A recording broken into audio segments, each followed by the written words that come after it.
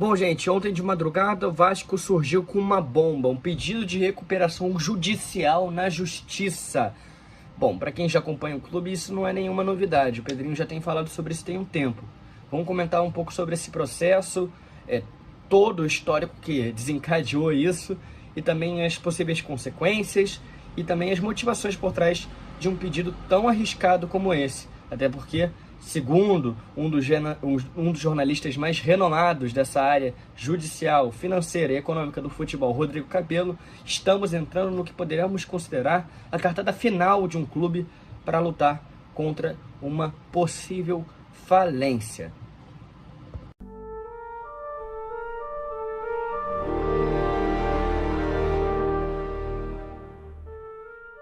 Saudações vascaínas, eu me chamo Gabriel Nunes e sejam bem-vindos a mais um vídeo aqui do canal Analisa Vasco. Já de antemão, já peço para que vocês se inscrevam no canal, ativem os sininhos, o sininho, né, na verdade, deixem o seu like, nos sigam em todas as redes sociais, tanto no X quanto no Instagram, para caso vocês queiram estar mais por dentro de conteúdos opinativos, informativos sobre o Clube de Regatas Vasco da Gama. Gente, diferentemente do vídeo do pós-jogo e do girão de notícias, o tom do vídeo hoje é um pouquinho mais sério. Não tô falando sério no sentido de ser algo triste ou necessariamente, sabe, como tem sido as notícias envolvendo justiça com o Vasco da Gama nos últimos meses, nos últimos anos no geral. E sim um tom sério para que você, torcedor, esteja ciente do que está acontecendo. É uma notícia muito impactante isso. Vale lembrar que, mais uma vez, eu reafirmo o que eu falei antes do vídeo começar, antes da introdução, é a última cartada que o Vasco tem para, enfim, não declarar falência, né? É uma medida completamente emergencial para que, de fato, não feche as portas, né? O clube não feche as portas e deixe de operar as suas atividades. Bom, vamos lá. No final do dia 24, o Vasco informou por meio das redes sociais que entrou com um pedido de recuperação judicial. Vale lembrar também que é uma informação que veio hoje, no dia 25, o Vasco, antes de entrar com o pedido de recuperação judicial, fez já um acordo com alguns credores, enfim. Eu preciso antes explicar para vocês, né, também, agora, explicar exatamente o que é a recuperação judicial. Bom, a recuperação judicial ela é uma medida feita por empresas. Hoje o Vasco da Gama SAF é uma empresa, uma SAF, é uma sociedade anônima do futebol, portanto uma empresa, que é uma medida onde essa empresa chega na justiça e fala assim, olha, eu tô cheio de dívidas, eu atrasei essas dívidas de fato, mas eu não tenho como conseguir resolvê-las, pagá-las, cumpri-las, se continuarem me sufocando desse jeito. A grosso modo é basicamente isso, né? E a justiça, ela recebe esse pedido, ela faz uma análise detalhada de como funciona todo esse pedido, né? No caso do Vasco da Gama, ela vai observar o caráter social, que importa, de empregos, cultural também, que é muito importante, transporte da cidade, como o clube de certa forma movimenta com a cidade, e a justiça, a partir de todas essas análises, não são só essas, né? Eu estou falando de maneira a grosso modo, ela decide se vai aprovar ou não esse processo de recuperação judicial, que é nada mais, nada menos que oferecer um fôlego, a justiça aprovando esse processo ou não, ela garante um fôlego para o Vasco da Gama, financeiro, para que essas dívidas, né, com juros altíssimos não fiquem sufocando ainda mais, ele consiga gerir o clube e garantir, com mais cautela, renegociar os acordos de pagamento de dívidas. Como vocês bem sabem, o Vasco da Gama tem quase 1,4 bilhões de dívida, né? Bilhão de dívida. É um valor muito absurdo. Vale a gente lembrar, né, que até pouco tempo o Vasco estava com 700 milhões de dívida. Cresceu de maneira anormal, inclusive, né, principalmente durante a pandemia, quando o Vasco, além, né, do corte de receitas por parte da torcida, porque não teve mais público no estádio, o Vasco ainda foi rebaixado para a segunda divisão e não teve acesso às cotas de televisão que eram garantidas aos clubes de Série A rebaixados para a Série B no ano seguinte, como era no passado. O Vasco foi o primeiro ano, inclusive, que isso aconteceu. O Vasco foi rebaixado, jogou 2 anos de Série B, a crise cresceu ainda mais, foi muita crise política também dentro do clube, que foi absurdo.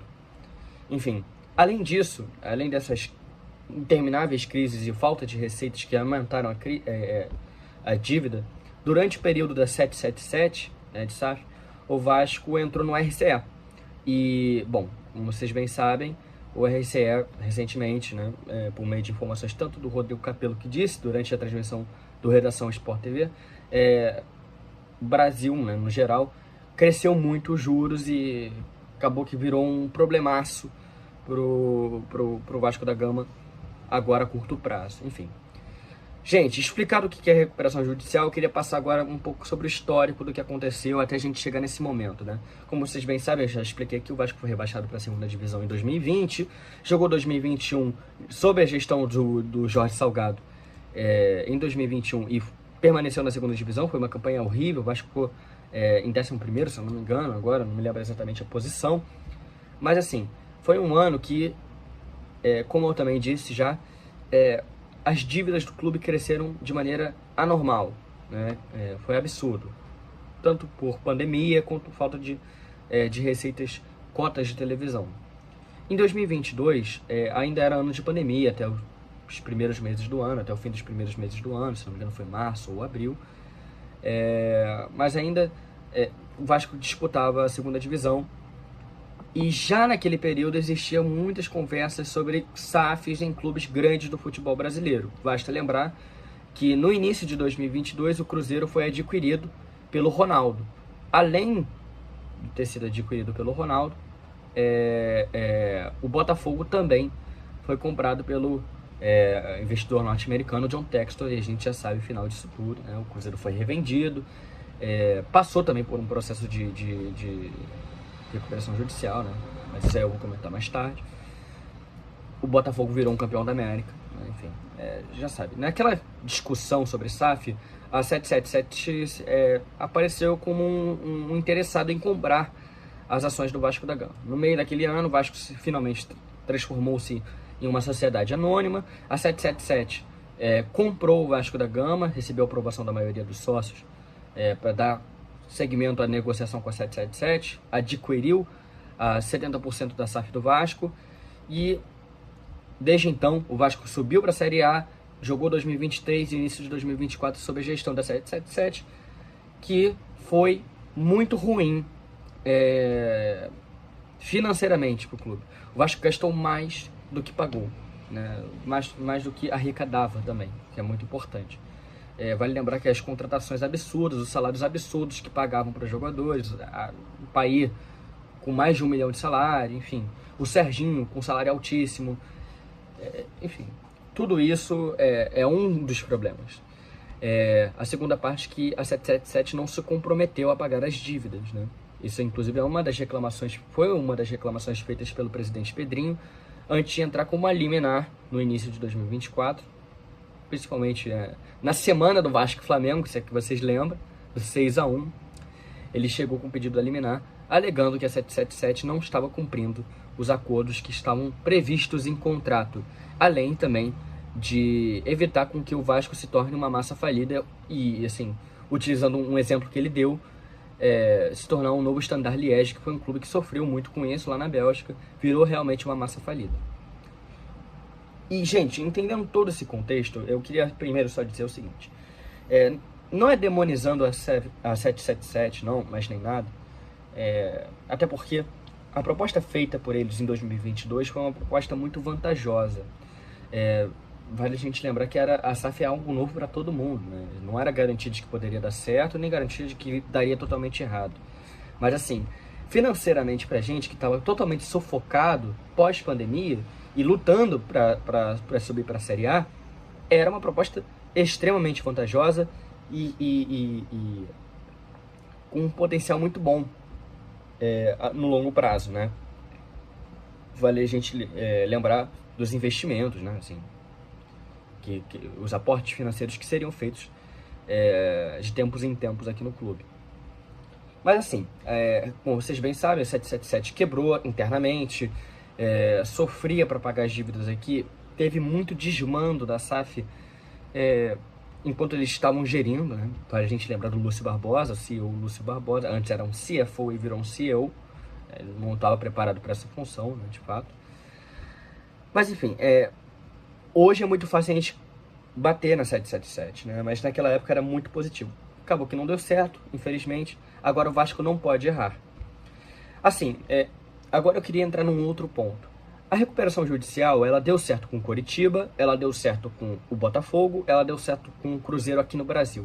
O Rodrigo Capello disse durante, né, o Redação Sport TV que na Espanha também, recentemente, tiveram muitos casos de recuperação judicial, pedidos de recuperação judicial, e até o momento não há uma notícia que seja negativa sobre esse assunto, né, envolvendo um clube espanhol. E bem, a princípio, mesmo com as boas notícias, ainda assim não é 100% de garantia de que esse processo vai dar certo. Até porque precisa de muita competência, precisa apresentar um plano de pagamento sólido e, principalmente, precisa ter resultados dentro de campo. Né? O Vasco precisa dos resultados dentro de campo, precisa arrecadar um bom dinheiro em competições, se classificar para competições internacionais, seja sul-americana, quanto a Libertadores, valorizar sua camisa. Enfim, a reforma de São Januário, por exemplo, tem um papel fundamental nesse processo também para arrecadar mais receitas. A bola precisa entrar na rede, no geral, né? Para dar certo. Mas assim, as notícias envolvendo outros clubes são positivas. O CEO Carlos Amodeu é uma pessoa já competente, esteve envolvido durante esse processo no Coritiba, certamente foi selecionado pelo presidente Pedro Paulo, justamente para fazer parte desse processo de reestruturação financeira. E vale também a gente lembrar que esse não é um assunto novo, né? O assunto recuperação judicial não é novo. Desde o final do ano passado, ele já tem sido recorrente no espaço interno do clube. Inclusive, a primeira reunião que teve entre os conselheiros e sócios do clube, teve até uma confusão, né? Quando apresentava as propostas, enfim. No que poderia ser um debate, houve uma confusão. Foi remarcada a reunião para outro dia, apresentaram as propostas, foi inclusive 1 hora de live, inclusive se está disponível inclusive no canal do Vasco da Gama. Todo esse processo foi realmente feito de forma transparente, toda essa apresentação. Mas, e depois teve a votação no final de 2024, que foi aprovada por maioria.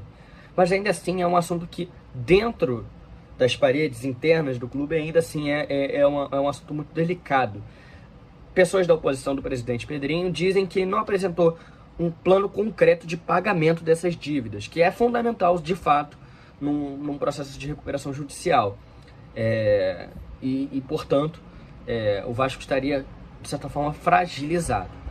Né? Existe essa briga dentro do clube, está muito mais quente do que você imagina o espaço político do Vasco, não é porque agora tem SAF que não tem brigas lá entre sócios e beneméritos, enfim. Tem muitas brigas, enfim, é muito sério isso. Bom, gente, explicado tudo isso e dado todo o contexto de recuperação judicial, dando um pouco, explicando para você vascaíno como que funciona, trazer aqui mais algumas informações que vieram hoje, dia 25, a 777 pediu para a Justiça, para que a Justiça postergue o pedido de recuperação judicial para o dia da audiência do julgamento da liminar, que é a liminar que colocou o Pedrinho como sócio majoritário das ações da Vasco SAF, né? E aí o Vasco respondeu, né, a empresa, a 777 no caso, para que a Justiça encontre quem responda pela empresa norte-americana, né? Assim, como vocês bem sabem, a empresa faliu totalmente. O Vasco quis responder com isso, que a Justiça entre em contato apenas com quem representa a empresa, justamente explicando para elas assim, como eles faliram, eles não têm nenhum representante legal. Hoje, quem comanda a 777 é a... Caramba, falhou agora na minha cabeça. ACAP, senhores. Esqueci. Hoje é ACAP quem comanda a 777 em virtude das dívidas que a empresa norte-americana tinha com a ACAP. Enfim, basicamente é isso, né? O Vasco ainda quer uma indenização pela parte não cumprida no contrato feita em 2022. Gente, basicamente é isso. É um assunto muito sério. Eu quis falar com um tom mais sério, né, de mais seriedade, para você, torcedor, para você entender de fato a profundidade desse assunto. Isso envolve diretamente a renegociação da parte majoritária da SAF, que era da 777, para um novo investidor, seja o Marinax ou sejam outros investidores, da FSG, por exemplo, do Liverpool, quanto também o futuro, né, antes de vender, né? Eu digo, o Vasco, com esse processo de recuperação judicial, ele está tentando limpar a casa para que valorize o clube, primeiramente valorize o valor do clube e também dê mais conforto para que as partes negociem com mais cautela, com calma e visando mais os interesses do Vasco, que não foram respeitados, né? Enfim, não foi muito bem visto durante as negociações de 2022 com a 777. Gente, tá tudo explicadinho, tá? Você agora, a grosso modo, já tem um entendimento de como funciona todo esse processo e basicamente é isso. Mais uma vez, peço para que você se inscreva aqui no canal. Esse assunto vai render muito mais conteúdo nos próximos dias, nas próximas semanas.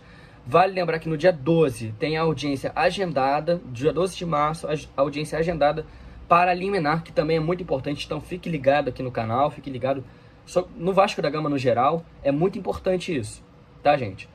Bom, mais uma vez eu peço para que você se inscreva aqui no canal, deixe o sininho, ative o sininho das notificações, deixe o seu like. Escreva aqui embaixo o seu comentário, a sua opinião sobre isso. É muito importante saber a visão da torcida sobre isso, pelo menos superficialmente.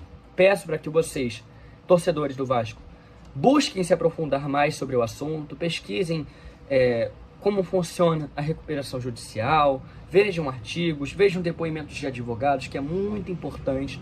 Você precisa estar muito bem informado. Em tempos de tanta desinformação e tanta briga política e também na torcida do Vasco, esse momento é crucial para que a gente realmente foque mesmo, em entender as complexidades de cada assunto, cada processo que o clube vai passar daqui para frente. Tá bom, gente? Eu sou o Gabriel Nunes, muito obrigado por ter acompanhado esse vídeo.